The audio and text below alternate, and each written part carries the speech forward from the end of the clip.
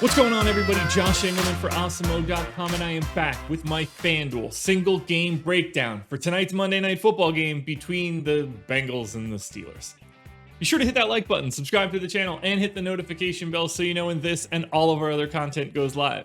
Follow me on Twitter at Josh Engleman so you can get updates to these sim results as we get closer to lock. And finally, let me know in the comment section, who are your favorite options at MVP and at Flex? Some of the high-level stuff.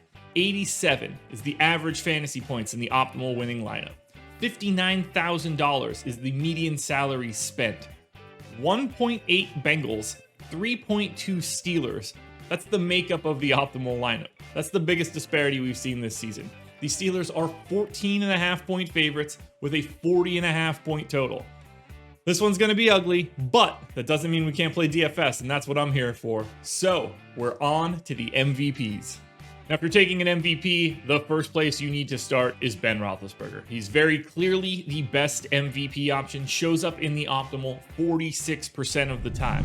That's even higher than our current projected ownership. I'm all over Roethlisberger here in the MVP spot. We talk about it a lot. I greatly prefer him in the MVP spot to the flex spot given his salary.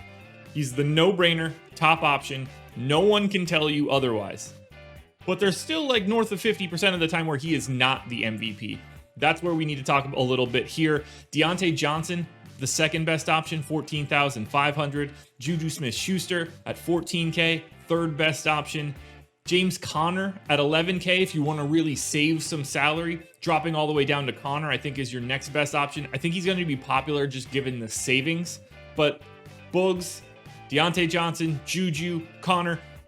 As you can see, I'm only naming Steelers. I don't think it's all that feasible to have a Bengal in the optimal spot in the MVP. Ryan Finley doesn't look very good, about 7% of the time. Tyler Boyd's 4%, T. Higgins 3.5%. You're much more likely to see a Steeler in the MVP spot. I'm backing that with data. So give me Roethlisberger, give me Deontay Johnson, give me Juju. Those are my top three options at MVP. Not close.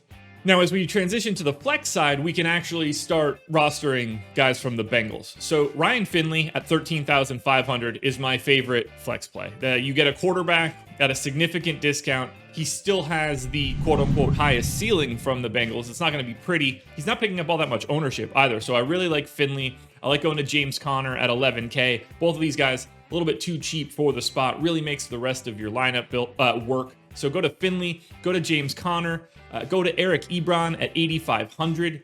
34% of the time he shows up in the optimal. That is the fourth highest number behind Finley, Conner, and then obviously Roethlisberger still pretty high at the top, but 16K is a lot for the flex spot when you don't get that extra bonus. You can go to T. Higgins at 10K, shows up about 33% of the time. I think that spot looks good. Good luck separating Deontay Johnson, Juju, Tyler Boyd, and Chase Claypool. They're all 24% likely to be in the optimal, which means you got to pick the right one. Maybe it ends up being two, but you're going to have to flip some coins in that group. As you work your way down, if you want to save some salary, Gio Bernard at 8K shows up in the optimal 20% of the time. James Washington at 7,500 shows up in the optimal 26% of the time.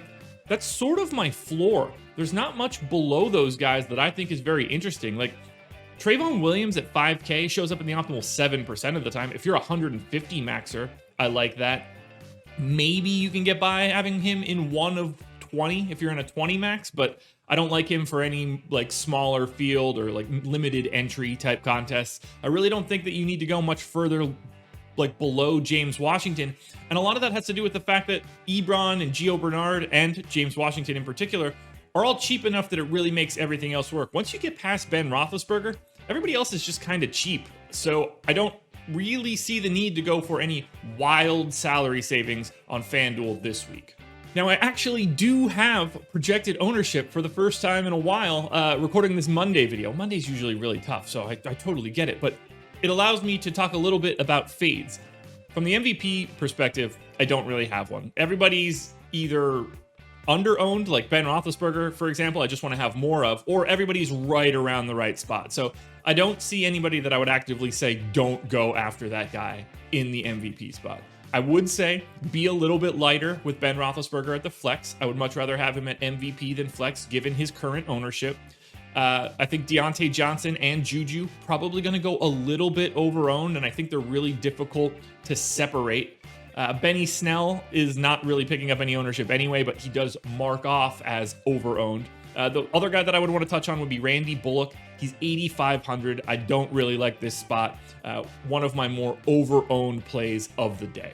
Alrighty, folks, that will do it. Those are my FanDuel single game plays for Bengals Steelers. There's a decent chance that my video is more interesting than this game, so go ahead and hit that like button, subscribe to the channel, hit the notification bell, and follow me on Twitter at Josh Engleman so you guys can get these updates as we get closer to lock. I'm assuming it'll be somewhere in that 6 to 7 o'clock range. Look around. There's going to be a DraftKings link somewhere.